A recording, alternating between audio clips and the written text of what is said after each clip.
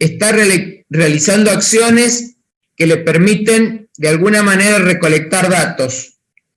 Pero esos datos tienen que ser organizados, porque los datos sueltos no sirven y no ayudan. Por lo tanto, hay que organizar los datos para obtener información. Para eso vamos a utilizar las herramientas de la estadística descriptiva.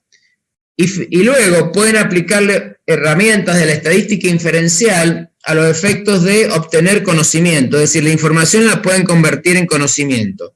Y ahí es cuando el trabajo del ingeniero adquiere un plus que lo hace distinto, porque no es lo mismo manejar datos que manejar información, que manejar conocimiento o generar conocimiento por ustedes mismos. Que no es nada imposible en la medida que ustedes se organicen y manejen algunas herramientas que les permita validar conclusiones. Yo he elegido 3 aplicaciones de la estadística, que no son las únicas, pero que son aplicaciones de los últimos años, que es el control estadístico de procesos, para controlar cualquier proceso de fabricación, la teoría de la confiabilidad, para poder obtener los tiempos de vida de los sistemas complejos, y el diseño de experimentos ingenieriles, que nos permite a nosotros obtener cuáles son las variables que más influyen en cualquier proceso. El primer concepto que les voy a mostrar ya, perteneciente a nuestra asignatura, es el concepto de población, que para los estadísticos, para nosotros que estudiamos este campo del conocimiento, bueno, el concepto de población es distinto al que nos podría decir, por ejemplo, la geografía. Para nosotros, la población es el conjunto formado por todos los elementos o individuos pertenecientes al campo de conocimiento sobre el que se quiere obtener conclusiones o tomar decisiones. Es decir, que cuando ustedes van a hacer algún estudio, alguna investigación, algún análisis, bueno, es sobre algún campo de conocimientos. Y sobre ese campo de conocimientos ustedes definen la población, que es el conjunto formado por todos los elementos o individuos que ingresan en esa parte del conocimiento que ustedes quieren profundizar. Ejemplos de población, bueno, hay infinitos ejemplos, yo he puesto 3 nada más. Por ejemplo, un lote de 5.000 circuitos integrados que ustedes pueden recibir o pueden fabricar, la producción de botellas de una cristalería o los alumnos de la UTN de segundo y tercer año. Ahí ustedes tienen 3 poblaciones que ustedes definen porque necesitan estudiar, por ejemplo, las características, las propiedades de los alumnos de la UTN de segundo y tercer año, quieren conocer de qué secundario provienen, cuántas materias rendidas tienen, cuántas horas le dedican por día al estudio, bueno, una serie de características que a todos nos interesan y que ustedes en algún momento pueden necesitar o pueden desear investigar, y ustedes definen a la población de acuerdo al interés de estudio que ustedes tengan. Las poblaciones pueden ser finitas, que son las que se pueden listar. Por ejemplo, los alumnos del 2B6 o los alumnos del 2P9 son poblaciones chicas. Ustedes a lo sumo serán 60. Hoy acá tenemos en esta clase 45. Creo que hay 60 anotados. Pero básicamente es una población corta, finita, que uno la podría tener tranquilamente en una planilla de Excel y estudiarla, analizarla y sacar conclusiones. Pero también hay poblaciones que son infinitas, que no se pueden listar o es técnicamente difícil. Por ejemplo, todos los alumnos de la tecnológica. Sería una población, en este caso, muy grande, tenerla en una base de datos que existe, pero manejar esa base de datos implica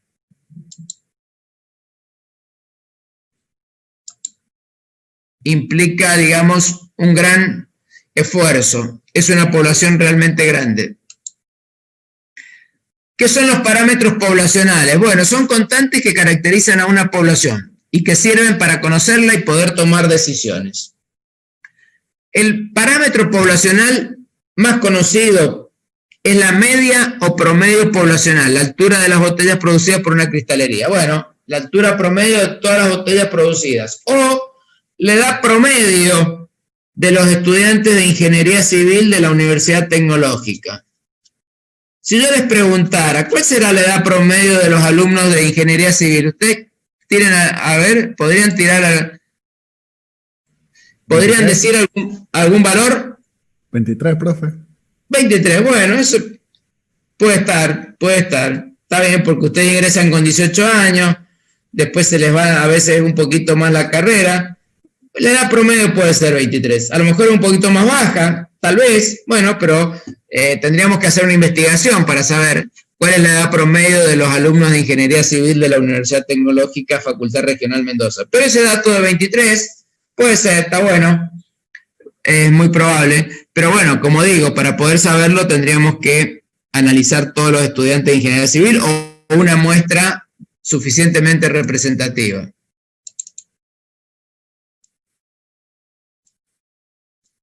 Bueno, estos parámetros poblacionales a veces se pueden conocer y a veces no. En muchos casos, conocer la edad promedio de los estudiantes de ingeniería civil por ahí no sería tan difícil, porque a lo mejor, qué sé yo, podría decir, por tirar un valor, a lo mejor hay 6 por 5, 3, a lo mejor hay 300 estudiantes en ingeniería civil y tal vez no sería difícil encontrar la edad promedio. Pero hay veces que los parámetros poblacionales no es tan fácil de encontrar. Si la población es muy grande, es muy probable que ese parámetro poblacional que es la media, no lo conozcamos nunca. O tal vez, para conocerlo, a esa propiedad hay que hacer un ensayo destructivo. Por ejemplo, cuando ustedes quieren conocer la resistencia a la presión interna de una botella de vidrio o de plástico, hay que romper la botella, hay que darle presión hasta que rompe. Entonces, un ensayo destructivo, yo no puedo destruir todas las botellas que fabrico para conocerlo. Por lo tanto, yo nunca voy a tener acceso al valor exacto de la media poblacional, que sería la resistencia a la presión interna de las botellas. ¿Y qué vamos a hacer en ese caso? Bueno, en ese caso vamos a sacar una muestra. Con una muestra vamos a estudiar toda la población. ¿Y qué es una muestra? Es un subconjunto de la población que se estudia y a partir de la cual se sacan conclusiones acerca de las características de la población. Es necesario que la muestra sea representativa de la población. Es decir, si ustedes reciben un lote de cemento, reciben 5.000 bolsas de cemento o 1.000 bolsas de cemento para trabajar, por ejemplo, para cementar pozos petroleros y gasíferos, que yo no sé si ustedes saben que los pozos petroleros y gasíferos se cementan en su parte inferior, donde está la capa productiva, se les aplica un anillo de cemento. Entonces, ustedes reciben 1.000 bolsas de cemento y quieren conocer las características. Bueno, pueden sacar una muestra de esas bolsas para analizar la granulometría, la resistencia a la compresión. Ya que ustedes son civiles, les voy a preguntar, ¿el cemento resiste a la tracción o a la compresión? La compresión, profe. Compresión. Muy bien. A los dos. Entonces, un ensayo característico que se le hace al cemento es la resistencia a la compresión. Y en los pozos petroleros, que el cemento se coloca a grandes profundidades, 3.000, 4.000, 5.000 metros por debajo de la superficie, bueno, la resistencia a la compresión de ese cemento tiene que ser importante. Por lo tanto, es un ensayo clásico en los laboratorios de las empresas petroleras preparar probetas de cemento, dejarlas fraguar durante 72 horas y luego romperlas para ver qué resistencia a la compresión posee ese cemento que van a utilizar en los pozos.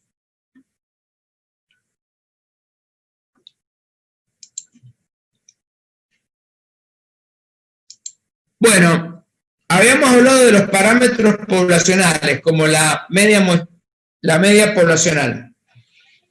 En la muestra también podemos calcular la media muestral, de hecho lo hacemos, pero eso se llaman estadísticos. Es decir, la media muestral es un estadístico. La media poblacional era un parámetro. Para cada parámetro que tenga la población existe un estadístico que lo calculamos a partir de los resultados de la muestra. Profe, le hago una consulta. Sí. La muestra que no es estadística, la anterior, ¿cómo era? La muestra que no es estadística. La media, perdón. Que no es muestra. Una era la media poblacional y otra la media muestral. Ahí está, gracias. No, de nada. Entonces, el estadístico describe a la muestra de la misma manera que el parámetro describe a la población. Por ejemplo, se obtiene una muestra representativa de computadoras de cierto tipo y se calcula la media muestral de la velocidad de las mismas. La media muestral estima a la media poblacional. Es decir, que ustedes a través de la media muestral conocen la media poblacional. Y si no son exactamente iguales, seguramente la media muestral está muy cerca del valor de la media poblacional, si la muestra está bien extraída y es representativa. Bueno, nosotros dijimos que trabajábamos con datos, los ingenieros. Vamos a ver qué tipos de datos hay y cuáles son las escalas de medición con las cuales nosotros trabajamos. Nosotros tenemos distintos tipos de datos que podemos obtener, por ejemplo, la cantidad de defectos en la superficie de un perfil, el espesor de la pared de una cápsula, el género de un graduado de ingeniería, la edad a la que se graduó, son todas variables que en algún momento nos pueden interesar y son datos. Estas características pueden ser categóricas o cualitativas, como el género, femenino, masculino. Bueno, aunque ahora esto está un poquito viejo esto, porque el género se considera que existen más de dos géneros. O tipo de defecto, como soldadura deficiente. O bien puede ser de naturaleza numérica, es decir, cuantitativas, como la altura de una botella, por ejemplo, 230 milímetros, o la densidad, 1,2 kilogramos por litro. Fíjense que tenemos entonces las características que a nosotros nos interesan, pueden ser cualitativas o categóricas. Podría ser el tipo de cemento. ¿Qué tipos de cementos conocen, chicos?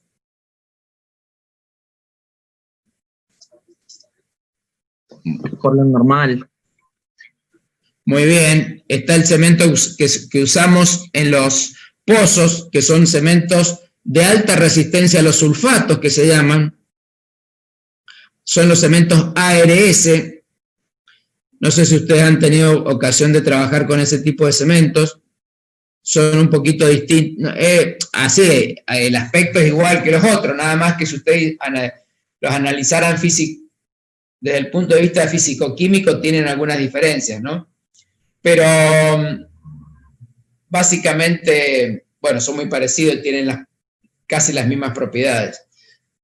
Nada más que como en el fondo de los pozos hay una gran concentración de sulfatos, estos cementos se preparan de una manera un poquito especial para que tengan resistencia, tengan una alta resistencia a los sulfatos. Bueno, entonces las características que nos interesa medir pueden ser cualitativas o cuantitativas.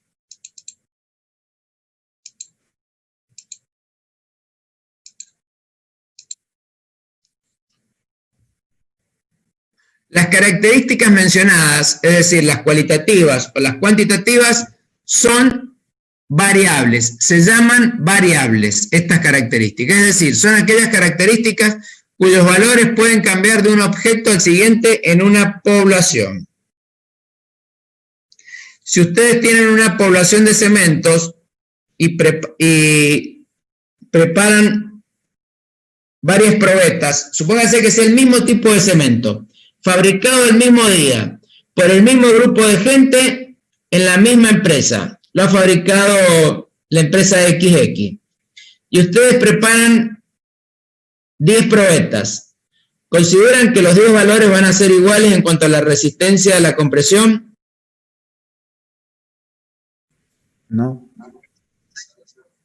¿Y por qué no son exactamente iguales?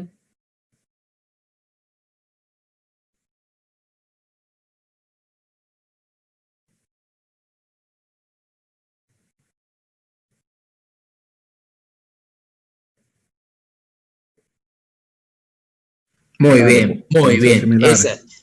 Muy bien, ese es el concepto. Hay una pequeña variabilidad entre una y otra. Por eso se llaman variables. No son constantes.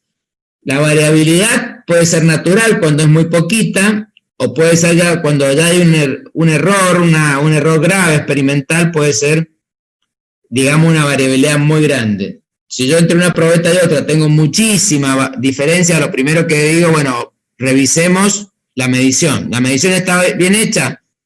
Bueno, revisemos cómo preparamos la probeta. Bueno, si la preparamos bien, si medimos bien, ya voy a desconfiar del cemento. A lo mejor fue una partida que vino una parte con unas características y otra parte de la partida con otras características. Bueno, dependiendo de cierto camino de investigación que nosotros realicemos, podemos llegar a la conclusión que fue un error de medición, que a lo mejor el aparato por ahí se salió de calibración justo cuando tomé uno de los valores, o puede ser que la persona que midió, cambiamos de operario al medir, y a lo mejor no tenía la misma capacitación o preparación, o puede ser diferencias en el cemento.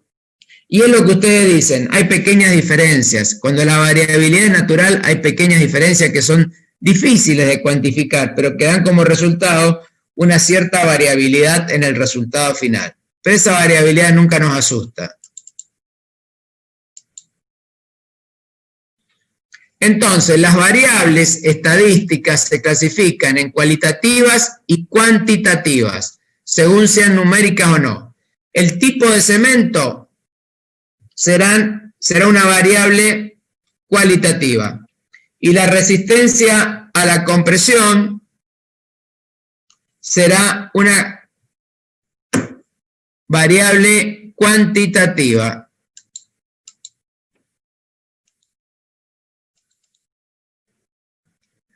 Empecemos por las variables cualitativas. Son las variables que expresan distintas cualidades, características o modalidad. Cada modalidad que se presenta se denomina atributo o categoría y la medición consiste en una clasificación de dichos atributos.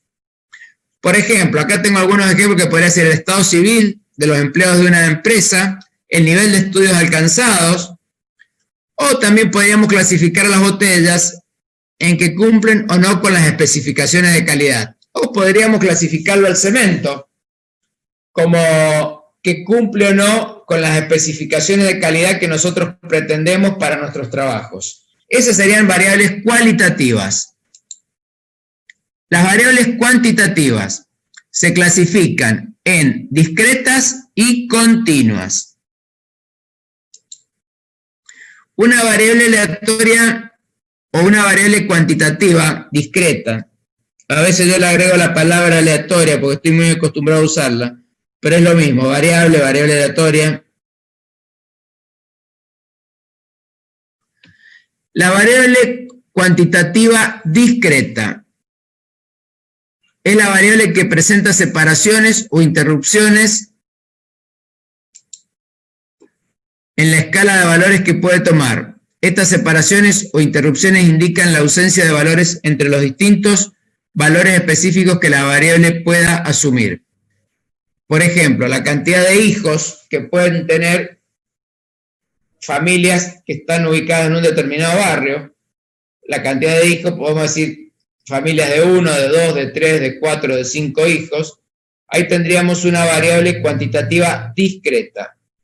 Y el diámetro de la cañería usada en un pozo petrolífero, 2.875, estos valores están dados en pulgadas, 3,5 pulgadas, 5 pulgadas, 7 pulgadas, 9 pulgadas, 13 pulgadas. Esta sería una variable aleatoria cuantitativa porque se mide discreta, porque tiene pocos resultados posibles. En cambio, la variable cuantitativa continua es la variable que puede adquirir cualquier valor dentro de un intervalo especificado de valores. Por ejemplo, la masa, la altura, y estos valores que uno obtiene están solamente limitados por la precisión del aparato que mide. En teoría permiten que siempre exista un valor entre otros dos. Bueno, si yo tengo un aparato que mide con 3 decimales, voy a tener, entre dos valores, voy a tener más valores. Y si mido con 4 decimales, más valores posibles. Y así sucesivamente, es decir, puedo tener hasta un aparato que mida con 5 decimales, supónganse, por decir algo, ¿no? Entonces voy a tener muchos resultados posibles. Y ahí aparece una variable aleatoria cuantitativa continua. O sea que, profe, perdón, que la continua está limitada según el medio con el cual midamos. Claro, por supuesto.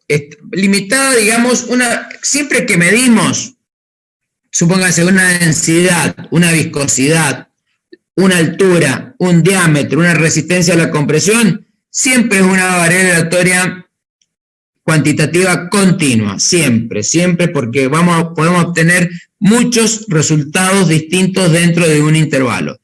Y si, como decimos, podemos medir con varios decimales, bueno, con más razón podemos obtener muchos resultados distintos. La precisión del aparato es lo que nos va a decir, nos va a dar un poco la cantidad, pero básicamente cuando medimos estamos obteniendo una variable aleatoria cuantitativa continua. Y acá se los resumo en esto. Generalmente cuando el experimento estadístico consiste en contar como autos detenidos en el semáforo, se trata de una variable cuantitativa discreta. Y cuando se mide altura, densidad, tiempo de vida de una computadora, se trata de una variable cuantitativa continua. Entonces, resumiendo un poco, las variables podían ser cualitativas o cuantitativas. A su vez, las cuantitativas podían ser discretas o continuas. Las discretas son las que pueden tomar pocos resultados posibles y las continuas pueden tomar muchos resultados distintos dentro de un cierto intervalo. Siempre que contamos, vamos a obtener una variable aleatoria discreta. Y siempre que medimos, vamos a obtener una variable cuantitativa continua. Los datos es el valor correspondiente a cierta variable medido en una unidad de observación. Se simboliza con letras minúsculas X y Z. Por ejemplo, en la X he puesto, podría ser la altura de las botellas, en milímetros. En la Y tengo números adimensionales, podría ser una proporción, la proporción de alumnos que promocionan. Si esa proporción, 0,45, la multiplico por 100, me da el porcentaje, 45%. La otra, 0,44, me daría el 44%. 0,39 me daría el 39%. Y la Z, la unidad es en meses, podría ser el tiempo de vida de una batería, por ejemplo. Los datos se clasifican en primarios y secundarios. Los primarios son básicamente los que obtienen ustedes. Ustedes mismos van a hacer el estudio, sacan las muestras, analizan, por ejemplo. Acá hay un ingeniero que investiga la contaminación de un cauce de agua. Ustedes que hacen hidráulica. Saca muestras, realiza los ensayos y obtiene conclusiones. Y dice, hay contaminación, no hay contaminación, poca, mucha, contaminación orgánica, contaminación inorgánica. Para cada tipo de contaminación se va a requerir una solución especial. Esos datos que obtienen ustedes personalmente se llaman datos primarios. Pero también ustedes pueden consultar libros, pueden consultar informes, pueden consultar tesis doctorales escritas sobre ese tema. Esos datos que han obtenido otras personas pero que son confiables, se denominan datos secundarios. Y tanto los primarios que obtienen ustedes como los secundarios que les llegan a ustedes a través de la bibliografía, los informes, ambos tienen la misma calidad científica.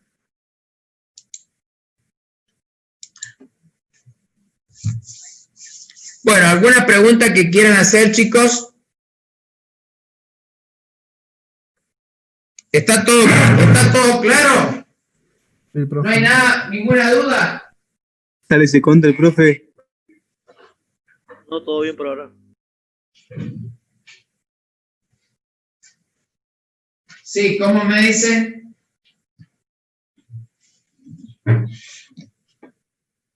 Profe, una pregunta, ¿mandar los PowerPoint? Miren, chicos, les comento, mandarlos se los puedo mandar a ustedes, a algún grupo que tenga o algún WhatsApp. Yo no los puedo subir al sitio web, porque no son oficiales estos PowerPoint, ¿me entienden? Esto es simplemente para dar la clase. Bueno, hace mucho que lo doy, si bien siempre les estoy haciendo alguna modificación, pero para tratar de hacerlo lo más claro posible. Hay gente que inclusive ha preparado la materia con las diapositivas, pero yo siempre les recomiendo leer la bibliografía oficial de la cátedra. Pero si ustedes los quieren ver, después quedamos de acuerdo con algún WhatsApp, o ustedes me mandan un WhatsApp a mí, alguien, y yo les contesto y les mando los archivos. Les mando el PowerPoint, que es una cosa, por si les sirve, si lo quieren ver, qué sé yo, lo tienen. De todos modos, yo les he dicho de dónde tienen que estudiar ustedes la asignatura, pero si ustedes los quieren ver, les interesa tenerlo, yo se los puedo compartir, ¿sí? Buenísimo, muchas gracias, profe. No, de nada. Bueno, las escalas de medición que encontramos. Vamos a ver que hay 4 escalas de medición, chicos, para los distintos tipos de datos. La primera escala de medición es la más sencilla, se llama escala nominal. Y es una clasificación de individuos en clases que simplemente pueden distinguirse entre sí, pero no compararse ni realizar entre ellos operaciones aritméticas. En este tipo se incluyen características tales como la profesión, la nacionalidad, el sexo, etc. También ahí podríamos ponerle, bueno, lo que veníamos charlando recién, los tipos de cementos que encontramos. Esa sería una escala nominal para clasificar los distintos tipos de cementos. En cambio, la escala ordinal ya es un poquito más compleja, porque las categorías obtenidas pueden ser ordenadas, pudiendo tomar distintos valores ordenados siguiendo una escala establecida.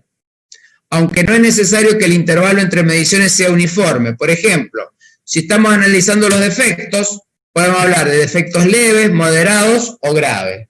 Ustedes que están en una obra pueden encontrar defectos leves que se pueden retrabajar, digamos, que a lo mejor no les trae problema, pero pueden encontrar defectos graves que ponen en riesgo la vida humana. ¿Se entiende?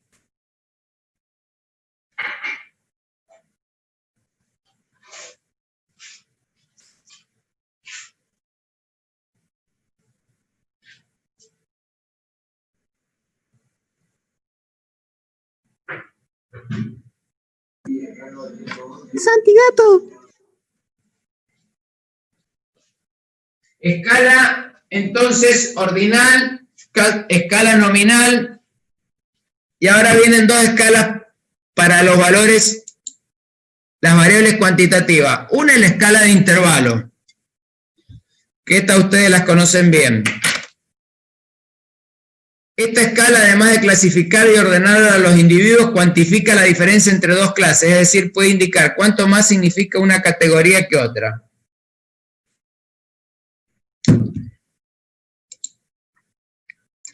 Para ello es necesario que se defina una unidad de medida y un origen, que es por su naturaleza arbitrario. Por ejemplo,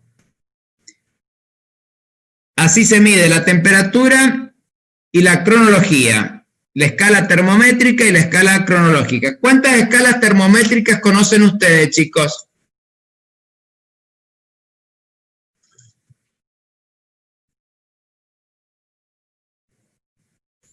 Celsius, Fahrenheit y... Kelvin. Kelvin. Muy bien, excelente. Esas tres son las tres más conocidas, las que usamos más frecuentemente. Los norteamericanos usan mucho la Fahrenheit. Nosotros usamos mucho la Celsius. ¿Y cuál es la del sistema internacional? Kelvin, profe. Muy bien, la escala Kelvin es la del sistema internacional. Cada una tiene su cero, tomado arbitrariamente. Han elegido distintas propiedades. ¿Y el cero absoluto a cuánto equivale en la escala Celsius? Muy bien. Menos 273 grados centígrados.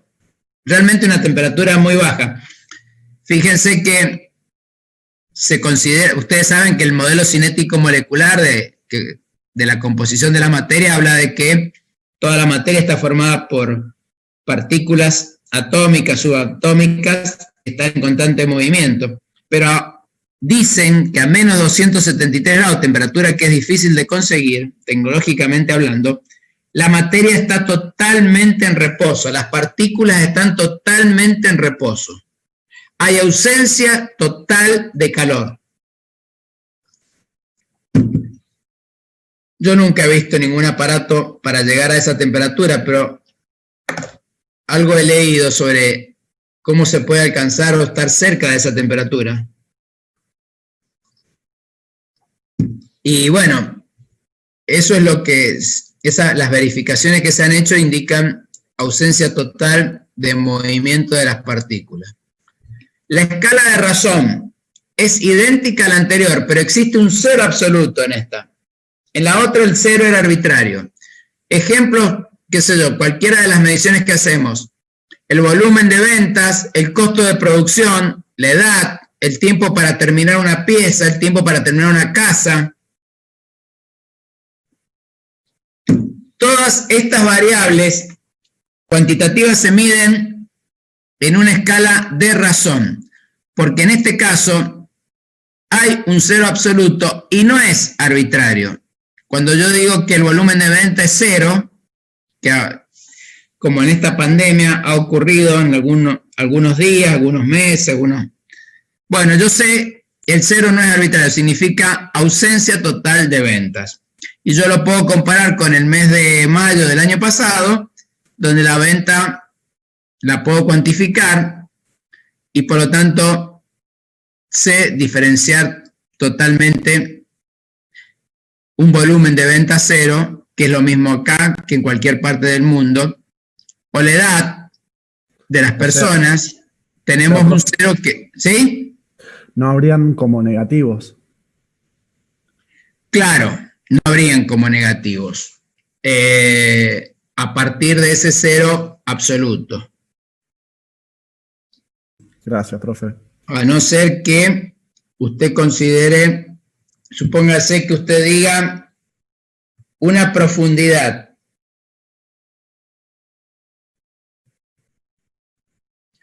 Alguien podría decir, bueno, o una altura y tomar el nivel del suelo como un cero absoluto. El tema es cuando usted comienza a perforar hacia abajo, como es el clásico ejemplo de una perforación petrolera, ¿no? Pero bueno, usted toma el cero sigue siendo absoluto.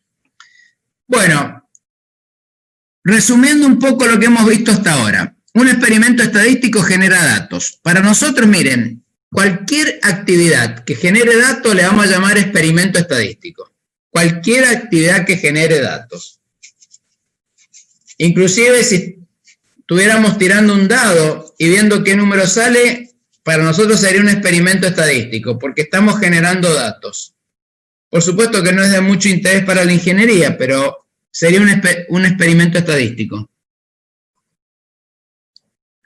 Por ejemplo, sacar una muestra de alumnos de la UTN y analizar en qué departamento de Mendoza viven. Eso sería un experimento estadístico. sacar una muestra de botellas y medir el diámetro de cada botella. Sería un experimento estadístico.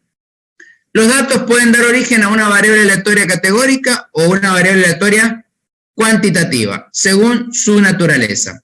En el primer caso se genera una variable aleatoria cualitativa y en el segundo caso una variable aleatoria cuantitativa.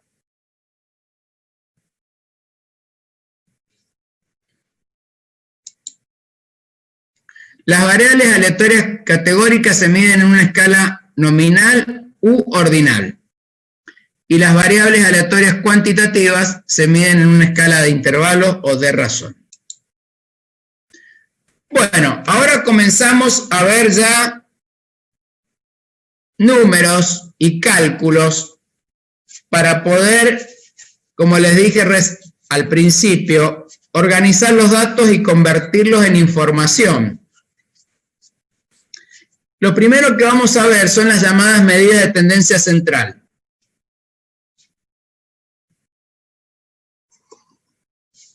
Las medidas de tendencia central más habituales, más comunes, son la media o promedio, la mediana y la moda. Empezamos por la media. La medida más común de localización o tendencia central es el centro de un grupo de datos y es el promedio aritmético o media. Ya que casi siempre se consideran los datos como una muestra, casi siempre, la media aritmética se conoce como media muestral.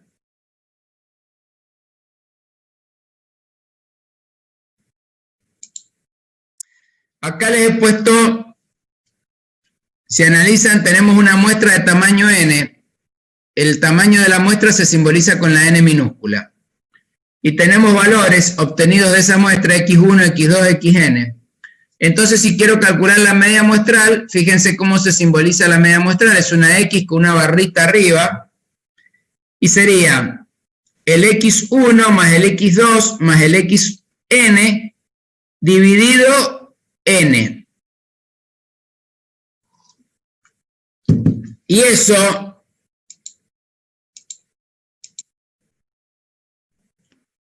se puede simbolizar como la sumatoria desde i igual 1 hasta n de todos los x sub i dividido n. No es ni más ni menos que el promedio que ustedes han calculado muchísimas veces. ¿Qué podemos decir de la media como interpretación? Es el resultado de equilibrio del sistema de masas datos, es un representante del conjunto de datos, es un valor comprendido entre el mínimo y el máximo observado, no siempre coincide con un valor observado, y la desventaja que tiene es que se ve afectada por valores extremos. Esa es una limitación que tiene la media, que cuando hay valores extremos, no es un buen representante de la muestra. Bueno, y la media poblacional es lo mismo, nada más que se simboliza con la letra griega mu. Y la media poblacional se considera una constante. En cambio, la media muestral es una variable, porque cambia muestra a muestra.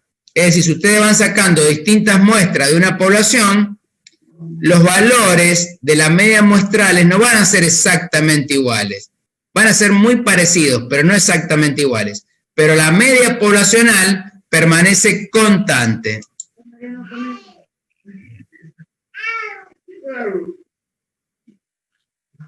Bueno, la segunda medida de tendencia central que vamos a ver es la mediana.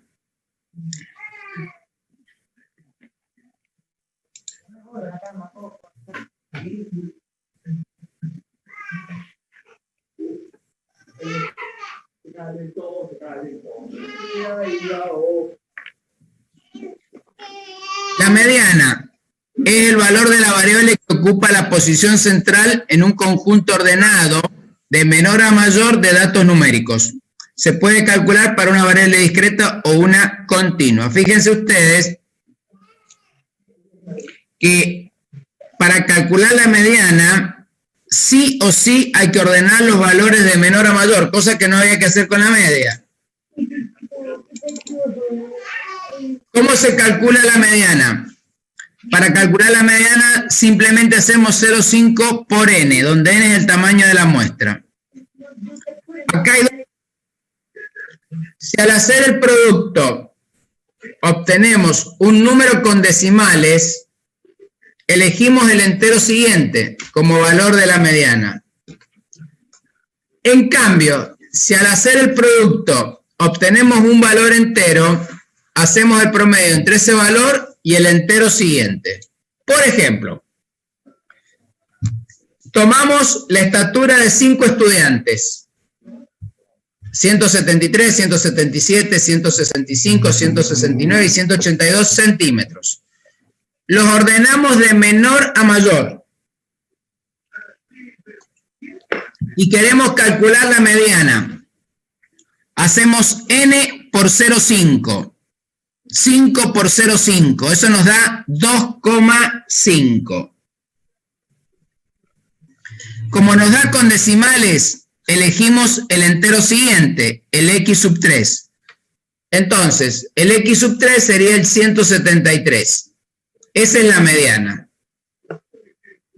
Fíjense que la mediana me divide la serie de datos en dos partes.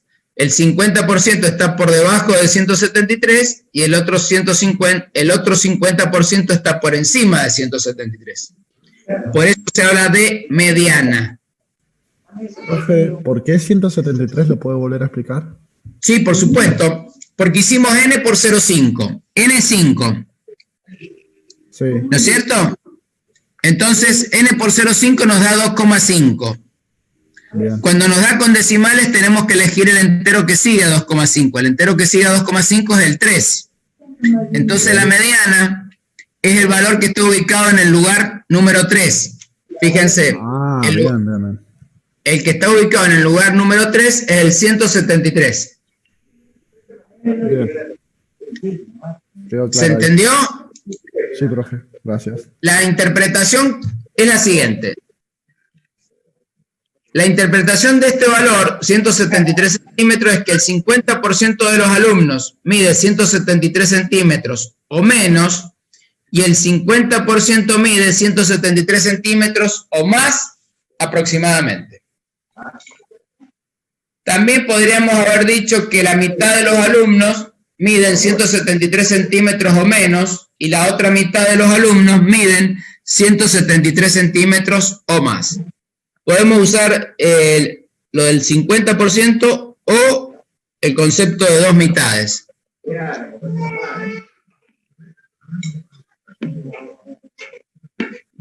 Ahora, ¿qué pasa si tengo un número par de mediciones? Fíjense, tengo 6 mediciones ahora. Ya están ordenadas de menor a mayor. Entonces, hago n por 0,5. 6 por 0,5, eso me da 3. Como me da un entero, hago el cociente entre ese entero y el que sigue. Hago un promedio entre el x sub 3 y el x sub 4. Hago un promedio entre 170 y 171. Eso me da 170,5 centímetros. Esa es la mediana. 170,5 me deja la mitad por debajo y la otra mitad por arriba del 170,5. Interpretación. El 50% de los alumnos mide 170,5 centímetros o menos y el 50% mide 170,5 o más aproximadamente.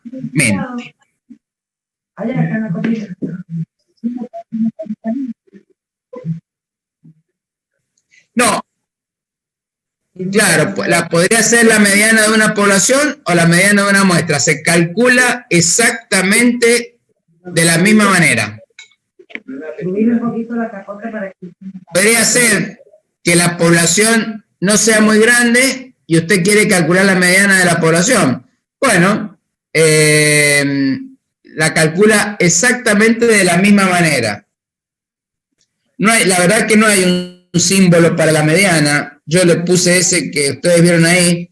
pero en realidad para la mediana de la población se prefiere poner toda la palabra.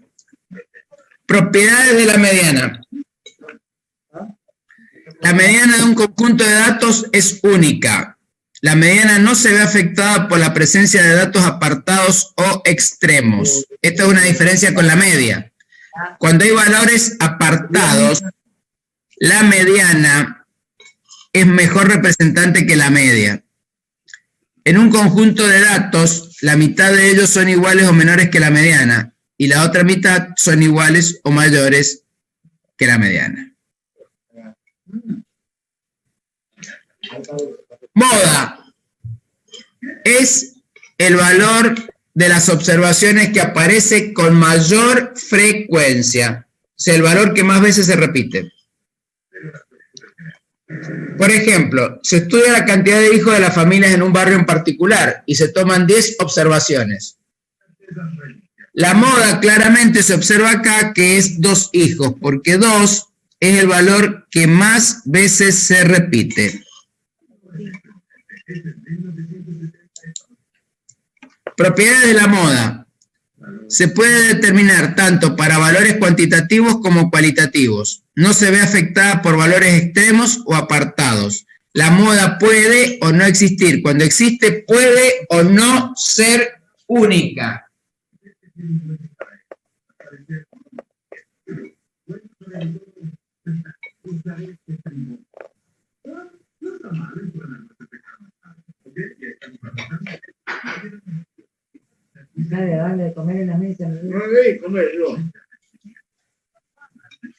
Bueno, chicos, hemos visto media, mediana y moda.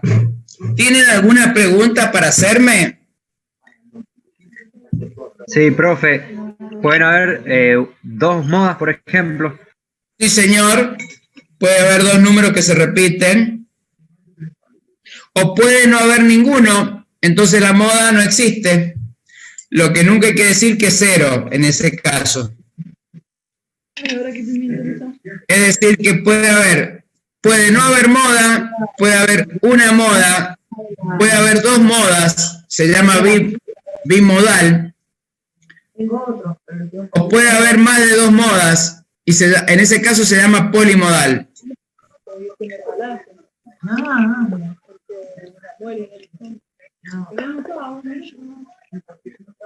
¿Está claro, chicos?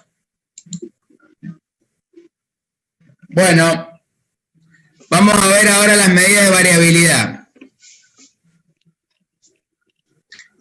Las medidas de variabilidad. Empezamos con el rango. Es la más sencilla y la que ofrece menor información de las medidas de variabilidad. Es la diferencia entre las observaciones más grandes y más pequeñas.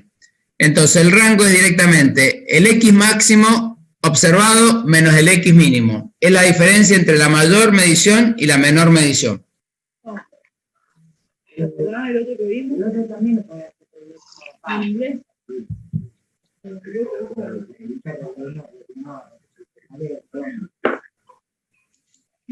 Empezamos por la varianza poblacional.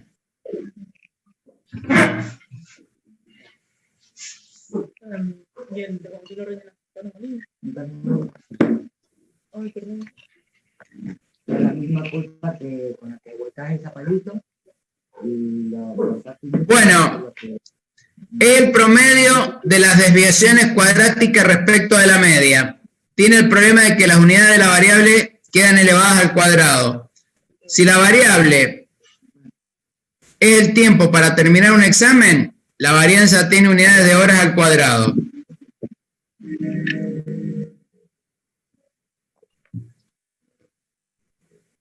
Fíjense cómo se simboliza. Es la letra griega sigma, elevado al cuadrado.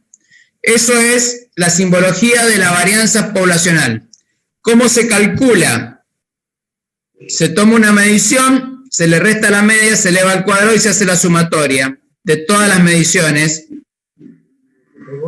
de, en este caso, la población. Ese N mayúscula que tienen ahí y me indica el tamaño de la población. Recuerden ustedes que la n minúscula era el tamaño de la muestra y la n mayúscula es el tamaño de la población.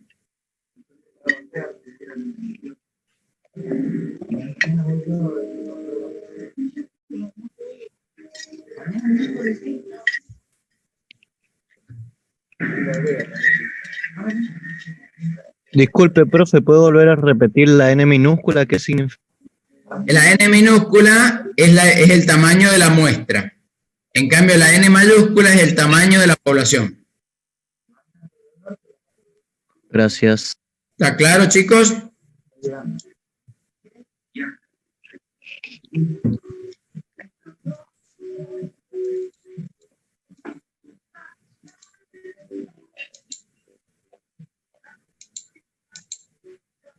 Desviación estándar poblacional.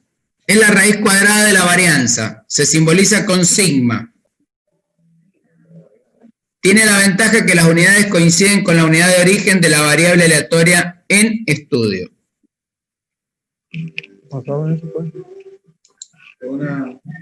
¿Por qué la elevamos al cuadrado? Porque si hacemos la sumatoria de las diferencias de las mediciones con respecto a la media, siempre dan 0. Por lo tanto, estamos obligados a elevarlas al cuadrado para no caer en esta incompatibilidad que significaría hacer la sumatoria que ya sabemos que da 0. También tenemos la varianza muestral y la desviación estándar muestral. La desviación estándar muestral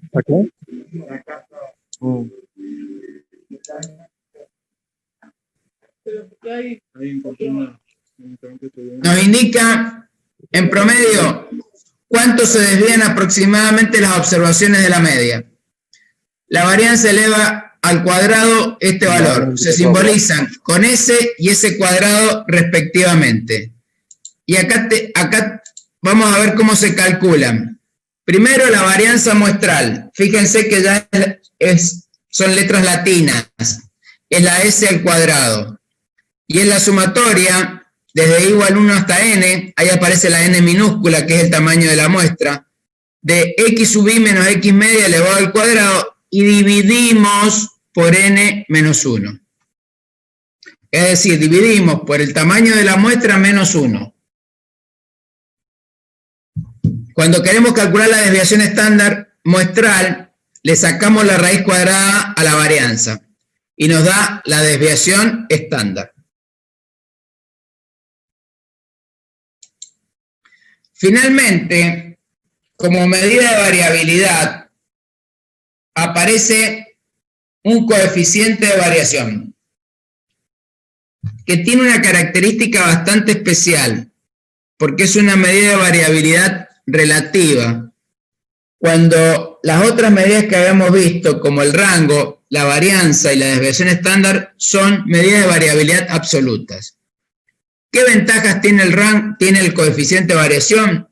Permite hacer comparaciones entre variables medidas en la misma unidad o en unidades de medida diferentes.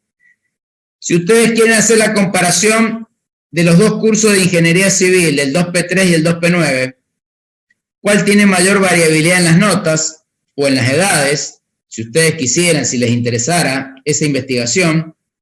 Bueno, para poder comparar dos cursos distintos, deberíamos utilizar el coeficiente de variación, porque es el que me permite hacer comparaciones de dos grupos distintos, de dos poblaciones distintas. Fíjense cómo se calcula. ¿Por qué decimos que es una variabilidad relativa? Porque es el cociente entre la desviación estándar muestral y la media muestral, multiplicada por 100. O sea que siempre nos va a dar en porcentaje.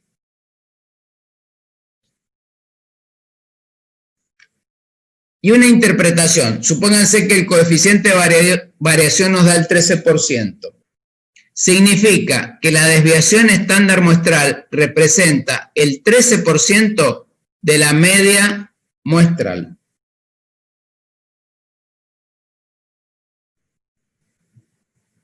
¿Está claro? Acá he puesto el valor Z porque también es una medida de variabilidad. En cierta manera es una medida de variabilidad. Y este valor Z, o también llamado puntuación Z, describe la posición de un valor individual de la variable en estudio con respecto a la media muestral o la media poblacional. Indica a qué distancia de la media se halla el valor, ya sea por arriba, si es un valor positivo, o por debajo, si es un valor negativo, medida en unidades de desviación estándar.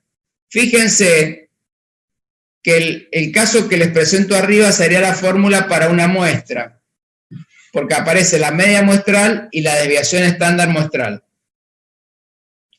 En el de abajo aparece la media poblacional y la desviación estándar poblacional. Es decir, en un caso es para una muestra y en este caso es para una población. Y nos indica, si el valor es negativo, nos indica que la medición está a la izquierda, es menor que la media. Si el valor Z es positivo, significa que la medición es mayor que la media. Tanto para la muestra como para la población.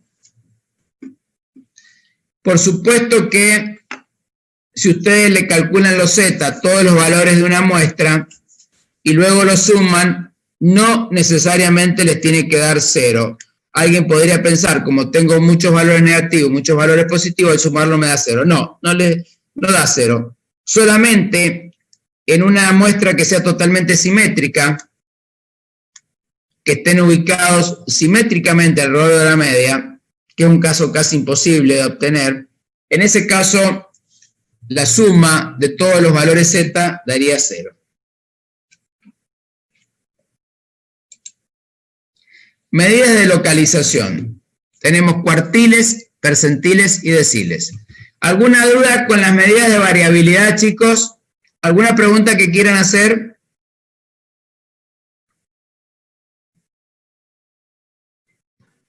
Mami, no me digas que no. No tienen preguntas. Bueno, seguimos entonces, si no hay preguntas.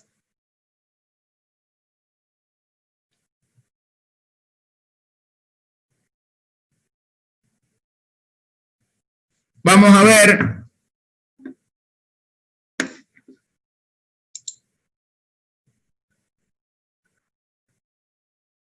las medidas de localización. Entre las medidas de localización vamos a ver los cuartiles, los percentiles y los deciles. La mediana, ya sea de una población o de una muestra, divide los datos ordenados de menor a mayor en dos partes iguales. Cuando se divide un conjunto ordenado de datos en 4 partes iguales, los puntos de división se conocen como cuartiles. El primer cuartil, o cuartil inferior, que se simboliza como Q1, es un valor que tiene aproximadamente la cuarta parte de las observaciones por debajo de él, y el 75% restante por encima de él. El segundo cuartil, Q2, coincide con la mediana. Y el cuartil 3, o cuartil inferior, o el tercer cuartil, tiene aproximadamente el 75% de las observaciones por debajo de él y el 25% por encima de él. Fíjense que acá tenemos un conjunto ordenado desde el mínimo hasta el máximo. Lo partimos a la mitad y ahí tenemos la mediana, que nos deja el 50% por debajo y el 50% por arriba. Pero si ves, dividimos ambas mitades en dos partes iguales, ahora el conjunto de datos está dividido en 4 partes iguales. Cada una tiene el 25% de los datos. Y ahí aparece el cuartil 1 y el cuartil 3. El cuartil 2 era ya la mediana que ya conocíamos. Ahora, ¿qué pasa si a este conjunto ordenado de datos lo divido en 100 partes iguales? Bueno, si lo divido en 100 partes iguales, aparecen los llamados percentiles.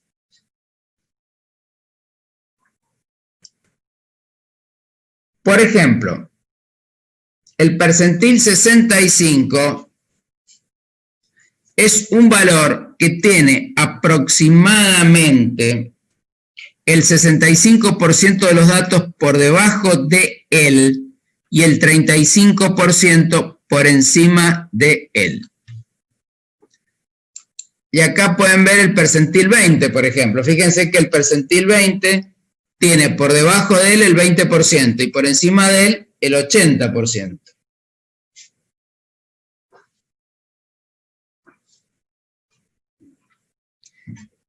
Y los deciles, si dividimos este conjunto ordenado en 10 partes iguales, aparecen los deciles.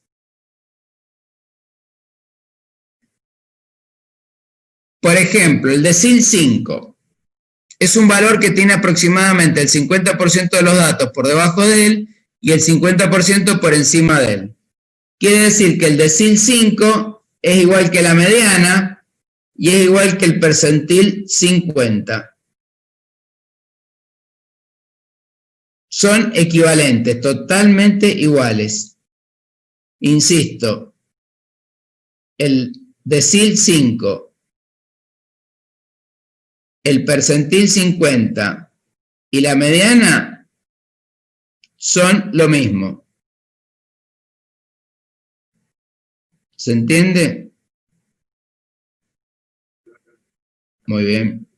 Profe, ¿también puedo decir que es igual al cuartil 2? Sí, señor, totalmente. Exactamente.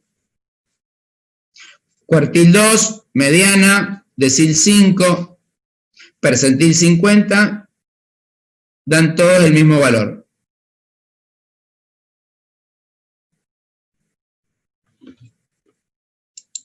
Acá hay una representación.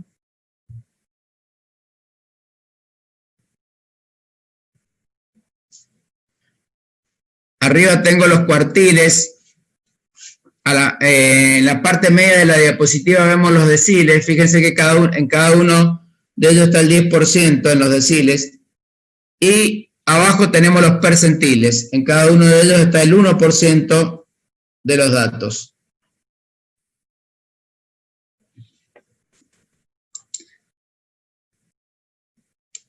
Bueno, el cálculo. ¿Cómo hacemos el cálculo, por ejemplo, del cuartil 1? El cálculo es muy sencillo porque hacemos n por 0,25. Recordemos que n es el tamaño de la muestra. Si es una muestra, por supuesto, n es el tamaño de la muestra, multiplicamos por 0,25 y seguimos con el mismo criterio que vimos para la mediana. Si nos da con decimales, elegimos el entero que sigue. Y si nos da con enteros, hacemos en realidad el promedio entre ese entero y el entero que sigue. Ese criterio lo vamos a ver para calcular cuartiles, deciles y percentiles. Si queremos calcular el cuartil 3, ¿qué hacemos? N por 0,75. Si queremos calcular el decil 4, ¿qué hacemos? N por 0,4. Si queremos calcular el percentil 5, n por 0,05. Fíjense que el percentil 5 para ustedes, los civiles, es bastante importante porque el percentil 5 aparece, no sé si son normas o reglamentos, eso que utilizan ustedes, ¿cómo es que se llama? El CIRSOC. Son normas de construcción, profe. Son normas. CIRSOC. Sí. Ah, son normas, no son reglamentos, son normas. O sea que son reglamentos, está bien en realidad. Ah, son reglamentos, ¿ah? Fíjense que, bueno, yo sinceramente no los conozco, no sé usarlos, pero sí me los han mostrado los chicos y aparece el percentil 5, porque inclusive cuando ustedes se presentan a una licitación con un determinado hormigón, porque una cosa es el cemento y otra el hormigón, ¿no es cierto?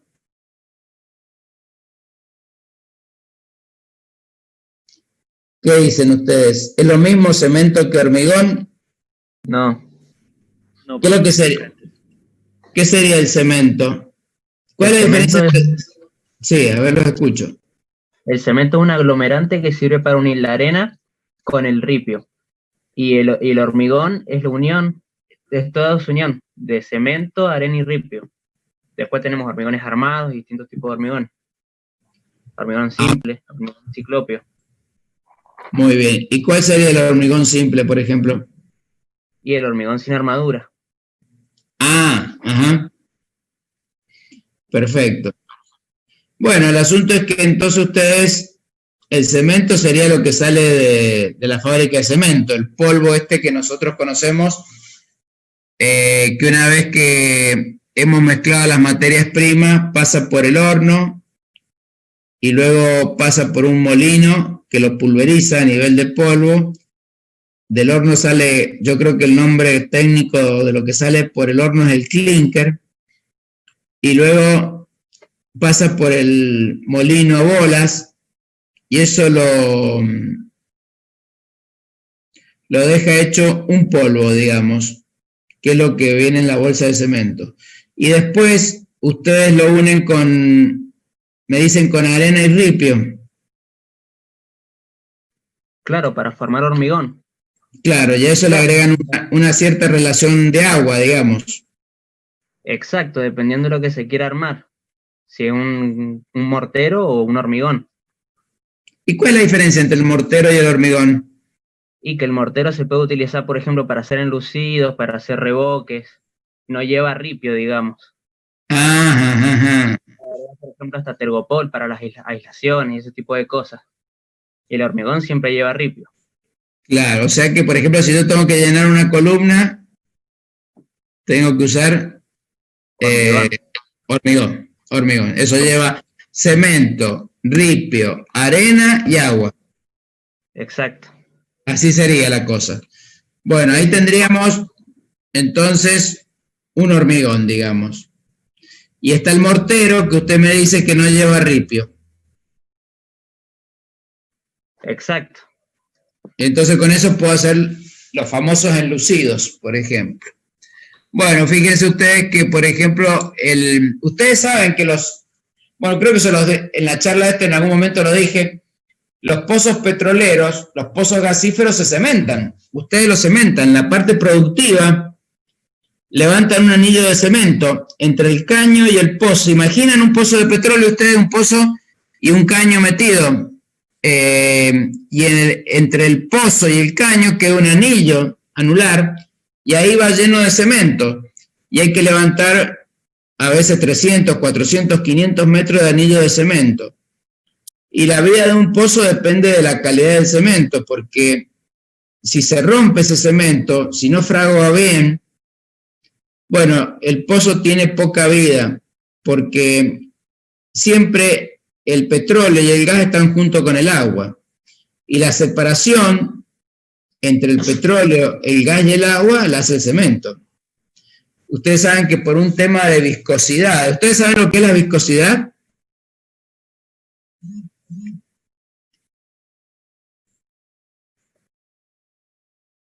Muy bien. Exactamente, eso es. Y si yo les preguntara entre el petróleo, el gas y el agua, ¿quién tiene menor viscosidad? ¿Qué dirían ustedes?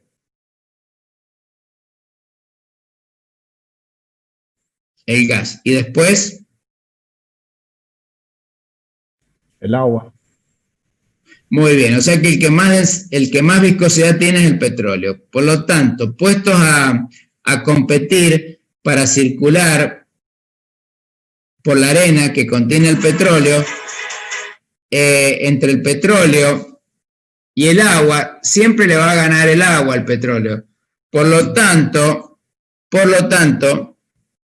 si no está bien separado, gracias a un buen anillo de cemento, el agua le va a terminar ganando al petróleo por un tema de viscosidad relativa, y en vez de producir petróleo, el pozo va a producir agua. Por lo tanto, la calidad del cemento es fundamental para garantizar una vida larga y exitosa al pozo, para que el agua no le gane al petróleo. Si bien es cierto que a medida que la vida del pozo va transcurriendo, va aumentando siempre la producción de agua, que es lo que nosotros no queremos. Pero bueno, eso es una condición ya que es bastante difícil de evitar. Entonces, tratamos de que ese avance del agua sea lo más lento posible.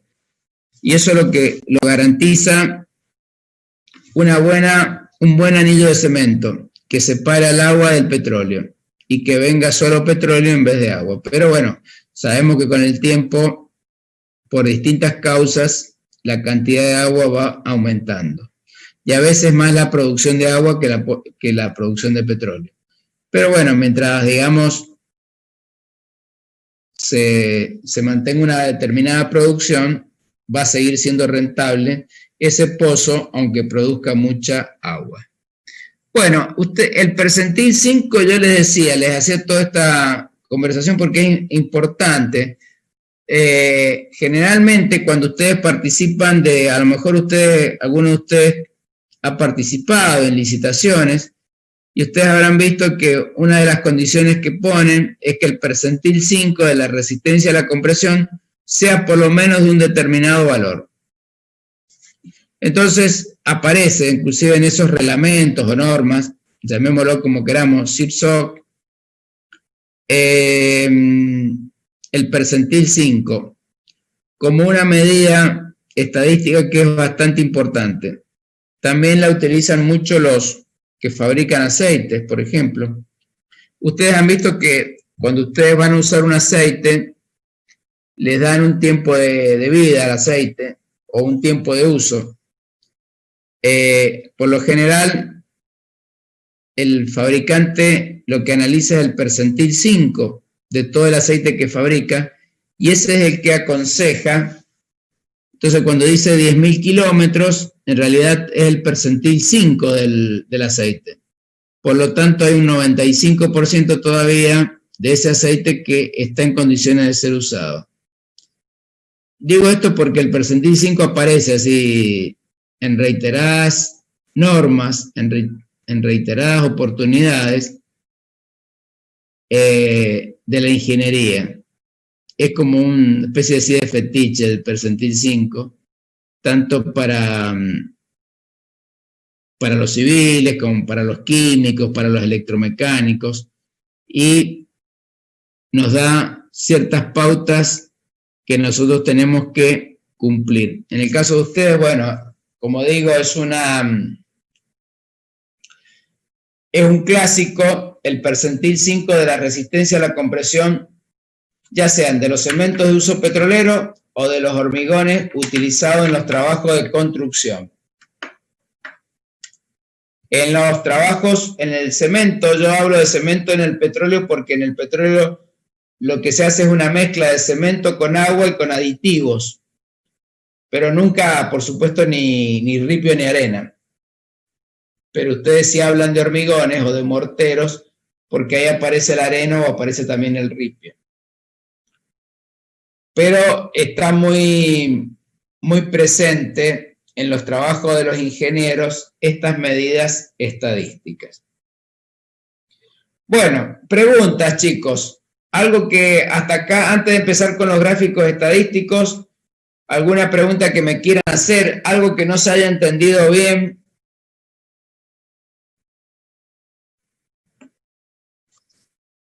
Bueno, entonces si no hay preguntas, podemos empezar con algunos gráficos estadísticos. Profe, Sí. ¿le puedo consultar a dónde va a subir la grabación de la clase? Si es que la está grabando. La grabación, la verdad que no... al campo. Mire, no estoy autorizado a subirla al campo. O sea, es decir, en el campo se publican cosas oficiales. Lo que han hecho otros cursos, les comento, es que un alumno la graba y se la reparten entre los alumnos. Yo la verdad que, por lo menos en la cátedra nuestra, no estamos autorizados a subir nada que no sea lo que es oficial de la cátedra. Ah, bien, ok. Otros cursos han hecho eso, lo han grabado los alumnos y luego se lo pasan. Ellos me han dicho, profesor, autoríceme a grabar, ¿sí? Y entre ellos, bueno, ya se manejan. Yo no sé si entre ustedes tienen algún grupo de WhatsApp o algo o no. No, por ahora no. Ustedes todavía no se conocen bien. Ayer se hizo un grupo con los chicos que estuvieron ayer, pasaron un número y hicimos un grupo. No sé si ahora hay gente que ayer no estaba. Una pasada un poquito rápida por los gráficos y luego, cuando nosotros resolvamos la clase que viene, los ejercicios de la guía que ustedes tienen que bajar del sitio web y ya tenerlos a los ejercicios, ahí van a ver con mucha más claridad cómo se construyen los gráficos. Ahora nosotros vamos a hacer una explicación para que ustedes la tengan, para que ustedes vean más o menos cómo se construyen los gráficos, pero después con ejemplos ya prácticos que están en la guía y que vamos a construir, se van a sacar todas las dudas. Como les digo, nosotros en las evaluaciones hace mucho, pero mucho ya tiempo que no pedimos construir gráficos, pero sí tienen que saberlos de alguna manera interpretar, porque sí hay preguntas que se desprenden de los gráficos. Aunque, insisto, no les van a pedir que los construyan. Nosotros los vamos a construir para que ustedes, yo creo que la mejor manera de que a ustedes les queden claros los gráficos es construyéndolos nosotros. Así que lo vamos a hacer y después ustedes en la evaluación seguramente van a tener preguntas, pero más que nada de interpretación, más que de construcción de gráficos. Bueno, el primer gráfico que vamos a ver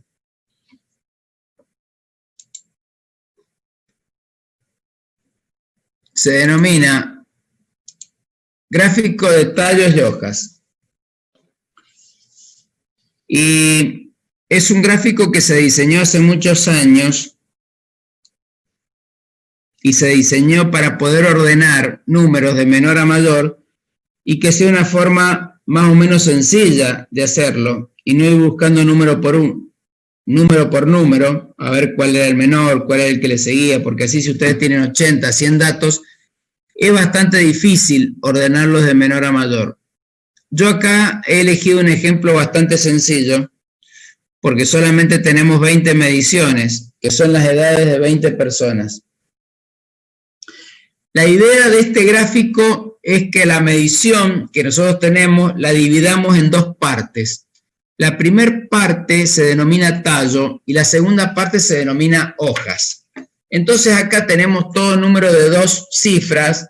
Lo que vamos a hacer es partirlo al medio, el número, y la primera parte va a ser el tallo y la segunda parte va a ser la hoja. Entonces, si nosotros miramos, hacemos así una mirada rápida de los números, lo que vamos a encontrar es que tenemos tres tallos, el 2, el 3 y el 4, porque las edades van de 20 hasta 40 y tantos años. Por lo tanto, tenemos tres tallos, el 2, el 3 y el 4. Eso va a ser el tallo. La otra parte del número va a ser la hoja. Quiere decir que en el valor 36, el 3 va a ser el tallo y el 6 va a ser la hoja.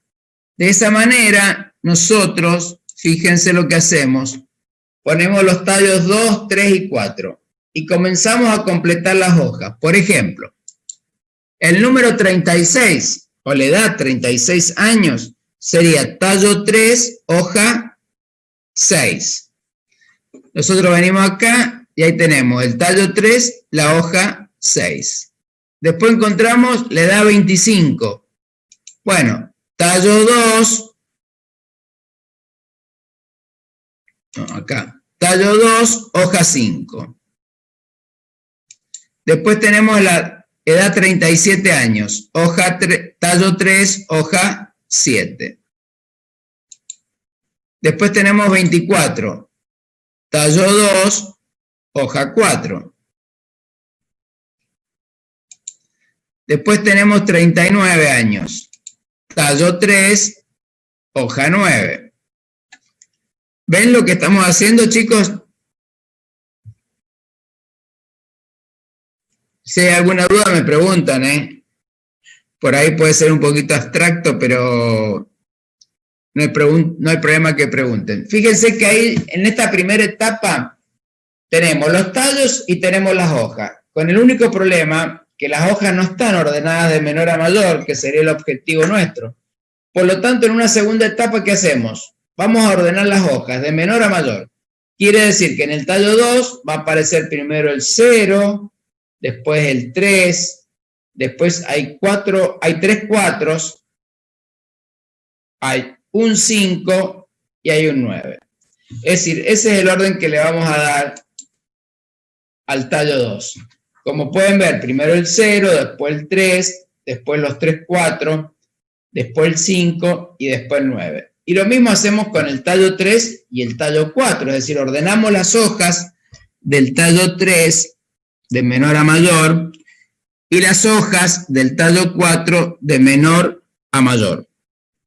Y ahí nos queda, fíjense, la primera edad o la edad más baja era 20 años y la más alta es la edad 45, que se puede observar perfectamente en ese diagrama.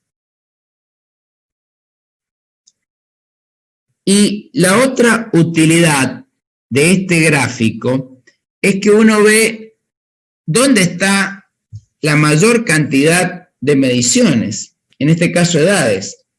Fíjense que la mayor cantidad de hojas está en el tallo 3.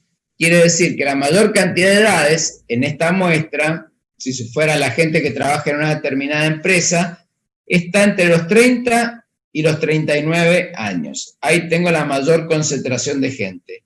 Seguido por el tallo 2, que va de 20 a 29. Y finalmente tenemos el tallo 4, que tiene solamente 4 hojas o 4 edades, o solamente hay 4 personas que están entre 40 y 45 años. Pero la mayor concentración, digo, está entre 30 y 39 años. Es decir, que nosotros podemos sacar algunas conclusiones de esto. El gráfico de tallos de hoja entonces nos permite ver cómo están distribuidos los valores. ¿Se entiende esto, chicos? Un minuto y seguimos.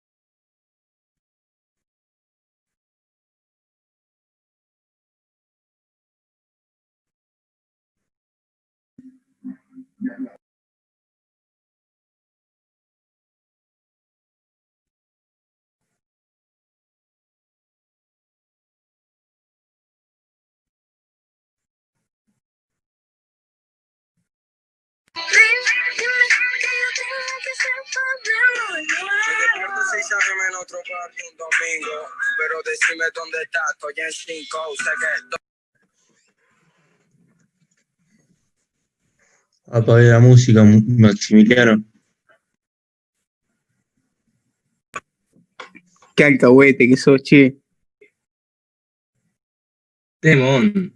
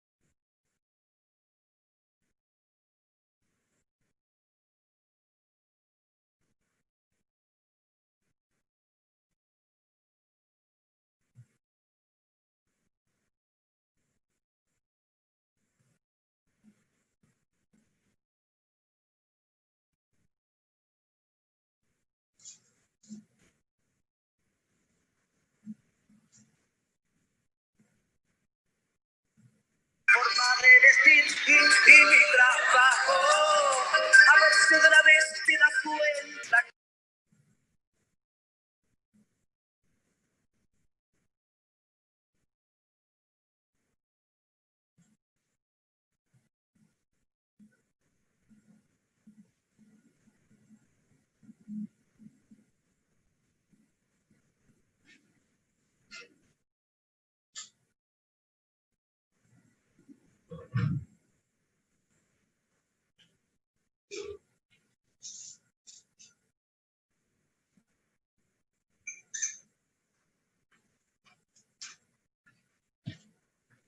Bueno, chicos, seguimos. ¿Quién rayó todo esto?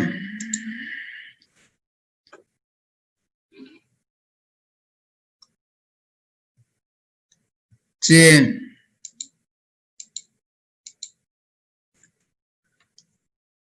¿Se puede eliminar eso de la pantalla o no? Ahí está, muy bien. Bueno, vamos a ver otro gráfico, chicos, que se llama histograma. Fíjense la forma que tiene el histograma. A lo mejor alguna vez lo han visto en un diario, en alguna revista, en algún informe. Si no lo han visto, no importa, porque lo vamos a ver ahora. Fíjense que el histograma está formado por rectángulos paraditos.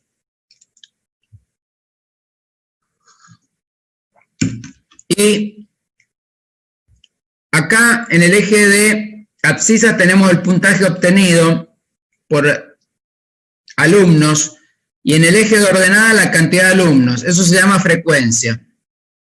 Por ejemplo, entre 0 y 5 puntos ha habido un alumno. Entre 5 y 10 puntos, un alumno también. Entre 10 y 15 puntos, 3 alumnos. Entre 15 y 20, 3 alumnos. Entre 20 y 25, 3 alumnos. Entre 25 y 30, 6 alumnos. Bueno, y así sucesivamente. Ustedes mirando el gráfico pueden saber cuántos alumnos ha rendido y qué notas han obtenido. Los rectángulos se llaman intervalos o clases también. Fíjese que entre 35 y 40 puntos está la mayor cantidad de alumnos, que son 10. Esa es la moda. Entre 35 y 40 puntos. Hay 10 alumnos. Son los puntajes que más veces se repiten. Entre 35 y 40, insisto.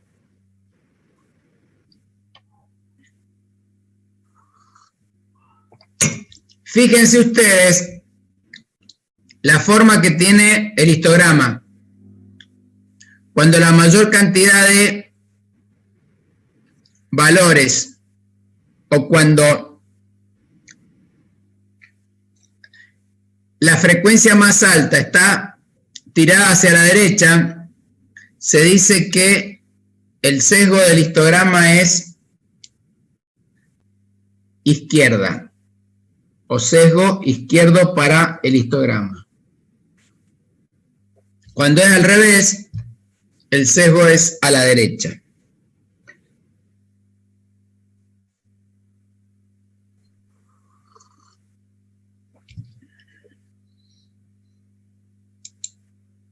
¿Cómo construimos este histograma, este gráfico? Bueno, tenemos que seguir los siguientes pasos. Primero, calcular el rango, que es el X máximo menos el X mínimo. Calcular K. ¿Qué es K? La cantidad de clases o intervalos. En el gráfico es la cantidad de rectángulos. Para poder obtener el valor de K, tenemos dos formulitas. Una es haciendo la raíz cuadrada de n, donde n es el tamaño de la muestra, la cantidad de mediciones. La otra fórmula me dice que K es igual a 1 más 3,322 por el logaritmo en base 10 de n. Las dos fórmulas dan valores muy parecidos. Se pueden hacer las dos y hacer un promedio, pero bueno, básicamente el valor de K se debe redondear luego a un entero mayor o menor. Por ejemplo, si K me da 7,65, se puede tomar que K es igual a 8. Voy a tener 8 intervalos, voy a tener 8 clases, o voy a tener 8 rectángulos, uno al lado del otro.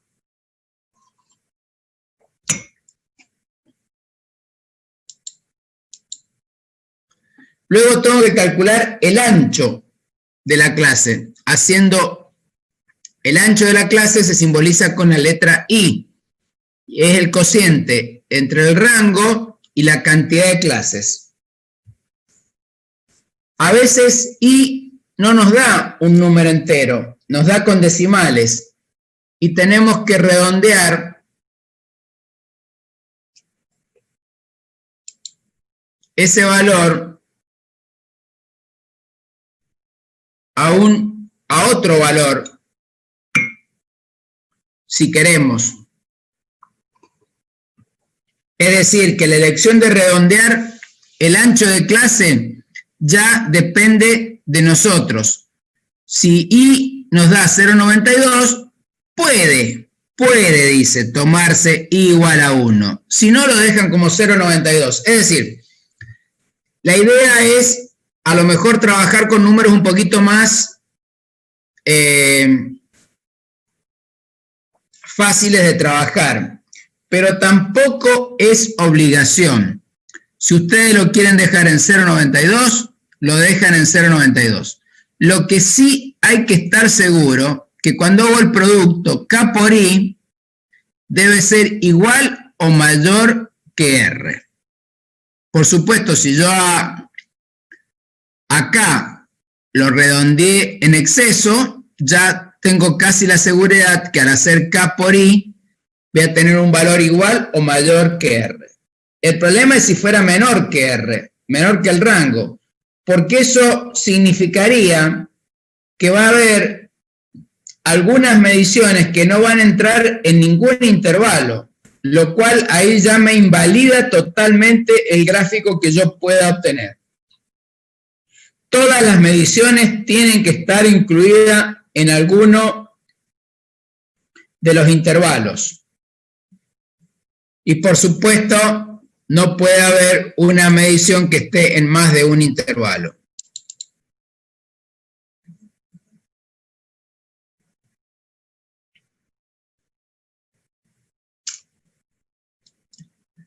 Bueno, ¿cómo hacemos los intervalos?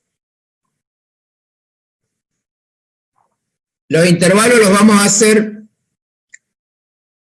pueden hacerse cerrados a la izquierda y abiertos a la derecha. También podrían hacerse al revés, cerrados a la izquierda, abiertos a la derecha. El último intervalo de la serie será cerrado en ambos extremos. Cualquier valor debe estar en un solo intervalo, pero a su vez todos los valores deben estar en algún intervalo. Por esto se dice que los intervalos son mutuamente excluyentes y exhaustivos. Mutuamente excluyentes. ¿Por qué? Porque el valor que está en un intervalo no puede estar en otro. Y la palabra exhaustivo significa que todos los valores tienen que estar comprendidos dentro de los intervalos. No puede quedar ningún valor suelto, no puede quedar ningún valor afuera. Por eso se llama exhaustivo. Bueno, acá presento la tabla de frecuencia que se denomina. Fíjense que el primer intervalo va de 0 a 5. Y se coloca, es costumbre colocar una marca de clase, que es el punto medio del intervalo. Entre 0 y 5 el punto medio es 2,5. Entre 5 y 10 el punto medio es 7,5. Entre 10 y 15 el punto medio es 12,5. Y así sucesivamente. Todos los intervalos se les coloca su marca de clase, que es el punto medio del intervalo. Luego aparece la frecuencia absoluta. ¿Cuántos estudiantes obtuvieron entre 0 y 5 puntos? 1. ¿Cuántos entre 5 y 10? 1. ¿Cuántos entre 10 y 15? 3. Y así sucesivamente. Se va haciendo un conteo de estudiantes para ver cuántos entran dentro de cada intervalo. Luego tenemos la frecuencia absoluta acumulada. Fíjense que en esta columna la F mayúscula va acumulando los valores de la frecuencia absoluta de la columna anterior. Es decir, el 1 se repite, pero luego se le suma el otro 1 y tenemos 2. Luego le sumamos 3 y tenemos 5. Le sumamos 3 y tenemos 8. Le sumamos 3 y tenemos 11. Le sumamos 6 y tenemos 17. Le sumamos 7 y tenemos 24, luego le sumamos 10 y tenemos 34, 4 tenemos 38 y 2 y llegamos al total de estudiantes que rindieron, que son 40. Es decir, que la frecuencia absoluta acumulada, al final de ella tenemos que tener el total de elementos de la muestra. En este caso eran 40 estudiantes, tenemos que llegar a los 40 estudiantes. Las otras columnas me da la frecuencia relativa. Ese 0,025 viene a ser el cociente entre la frecuencia absoluta, que era 1, dividido 40. Luego de nuevo hago 1 dividido 40 y me da 0,025. Luego hago 3 dividido 40 y me da 0,075. 3 dividido 40, 0,075.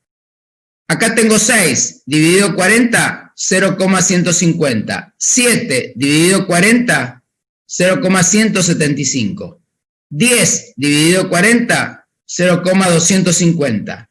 4 dividido 40, 0,10. 2 dividido 40, 0,05. Frecuencia relativa se llama eso. El cociente entre la frecuencia absoluta y el total de mediciones, en este caso total de estudiantes. Así como son estudiantes, la variable podría ser la cantidad de cemento que contienen una muestra de bolsas de cemento.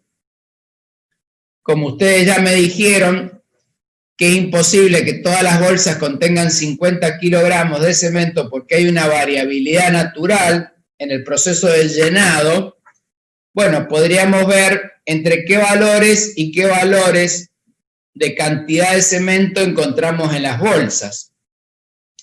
A lo mejor el proceso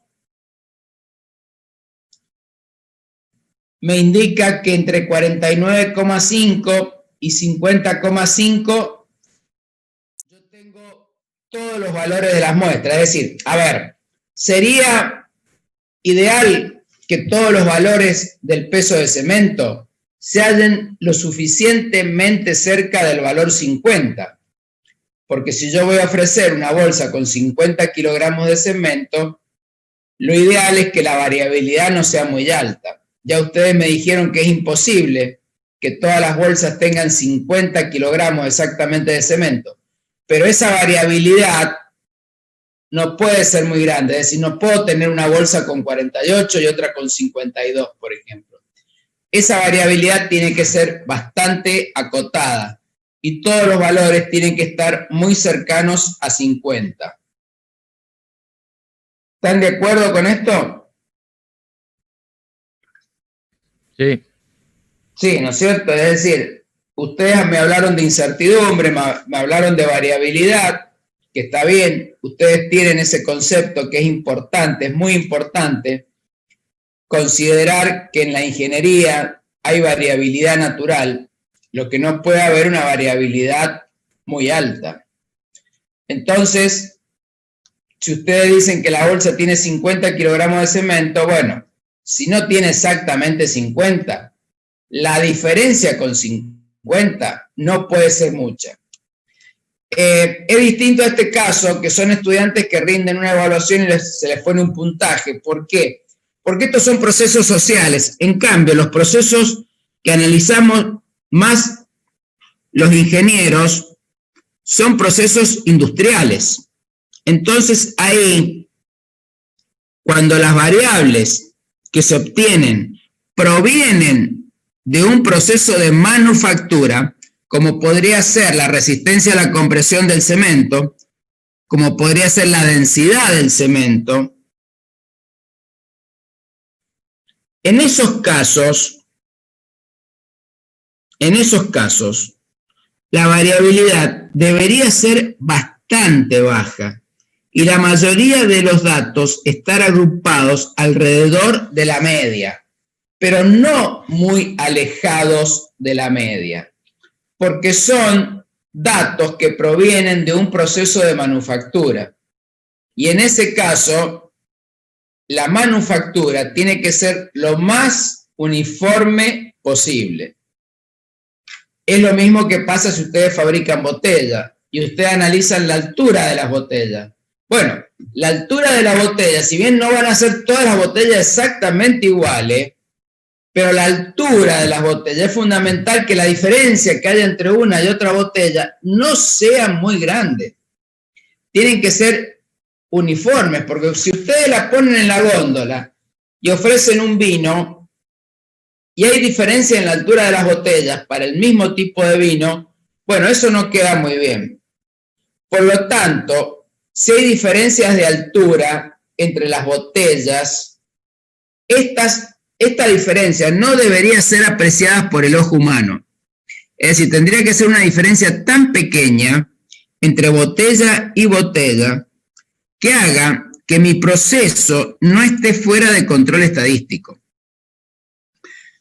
Yo lo tengo que controlar a mi proceso, ir sacando muestras de las botellas que voy fabricando o del cemento que voy fabricando o del acero que voy fabricando, que ustedes utilizan en construcción, y tiene que haber una gran uniformidad. Es como en las propiedades del acero. Ustedes obtienen el hierro, en realidad obtienen un acero en el alto horno. ¿Conocen el proceso de fabricación del acero ustedes? ¿Lo conocen? Yes. Bueno, muy bien. Entonces, ustedes saben que del alto horno sale una mezcla de hierro con carbono. ¿Con qué porcentaje de carbono, más o menos?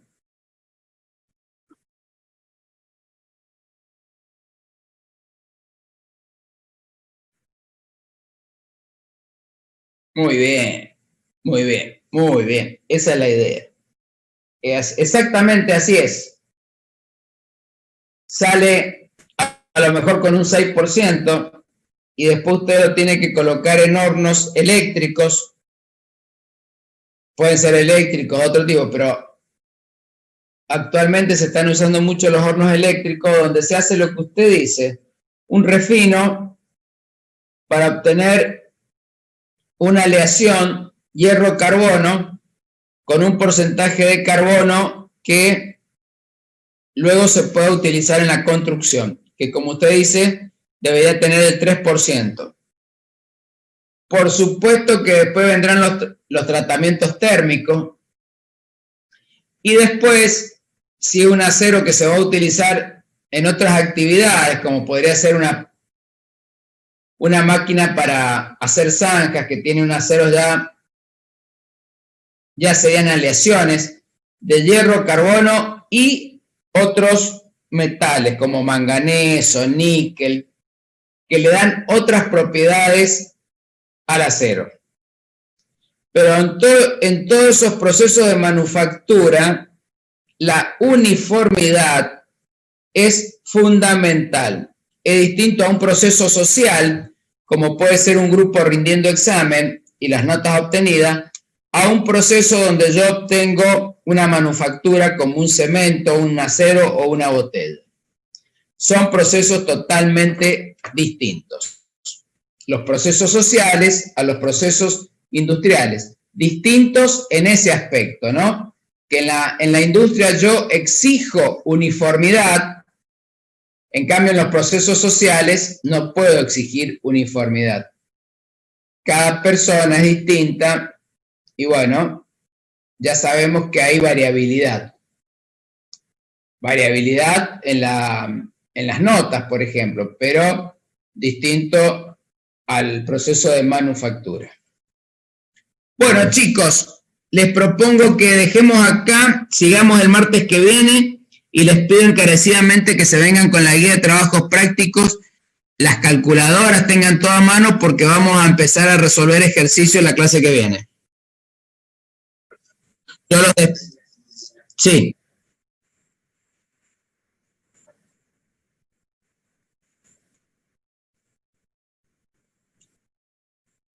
Perfecto, excelente. Bueno, muy bien. Profe, yo le envío un correo ya, es el de Yahoo.